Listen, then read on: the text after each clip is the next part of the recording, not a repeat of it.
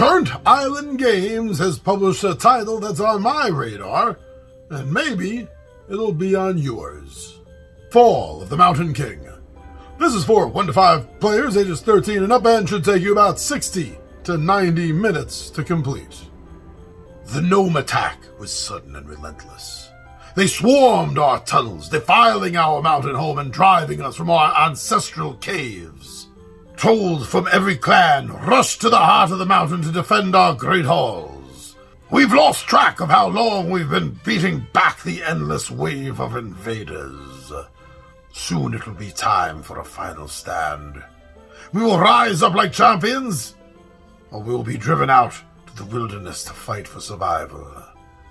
Sharpen your blades, brothers and sisters. Raise your hammers. If we trolls must fall, we'll fall fighting like kings. Fall of the Mountain King is a standalone prequel to In the Hall of the Mountain King, set during the catastrophic war that drove the trolls from their mountain kingdom generations ago. Build your ancestry to drive your actions in the caverns, win the loyalty of the clan champions, and strive to be Trolldom's greatest defender against the gnomish onslaught. I like that, especially the little sort of novelization, you could say, in that first opening paragraph by the publisher. Very cool. Now, this is kind of like right up my alley, right? You look at this, you see a fantasy game. It's a good, strong adventure, a little story to it, and that's definitely true. Now, this, from what I'm reading, also combines what the reviewers have been saying about this game. I've been checking out is it does combine area control with a puzzle solving aspect to this game. Now, an interesting point is being a prequel to a game that already exists, the outcome is fated. You will fall. There is no defense that is going to last or stand. The trolls will fall. That's another interesting aspect, I think, to the game, knowing that it is all for naught. A lot of something else I see is that the rules are simple. It's not overly extending yourself to try to figure this out. And it basically comes down to 1 or 2 actions per turn that you're going to be taking. The bulk of this game is going to be in the plotting, the planning, the strategy that you're going to be needing to set up. And that's why the rules, from what I've been hearing, are not going to be overcomplicated. It seems like something you're going to be able to get from the box to the table fairly quickly. And that's a bonus, isn't it? Now, another thing I'm seeing is that these weird little bastard of gnomes seem to be almost like a force of nature. When they do come into play in the game, they can be an overwhelming, a wave of force hitting you, and you really have to set up for this. It's something that's part of your natural plotting and planning in the game, apparently, is to just withstand these mad gnomes, which personally I just think in my own mind it looks hysterical.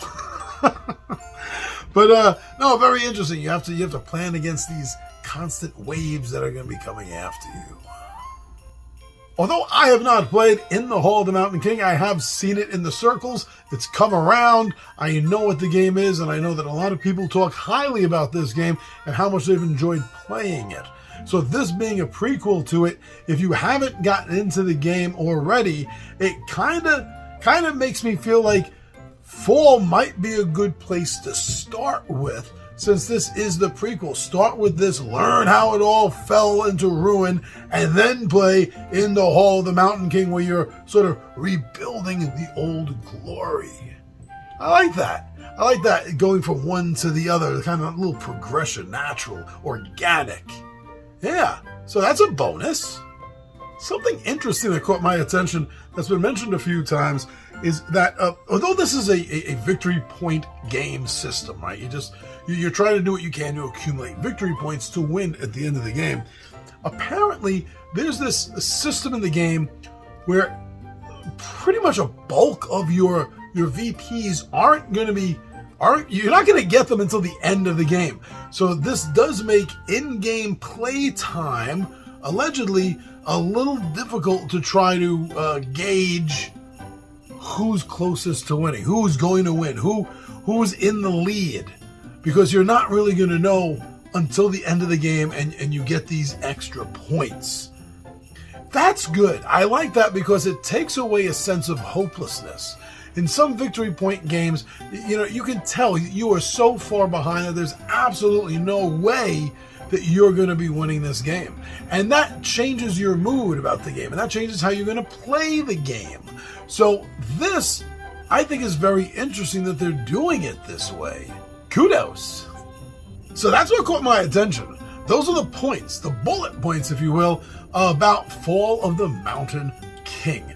Now, as I'm off to say, please don't be influenced by anyone, even me.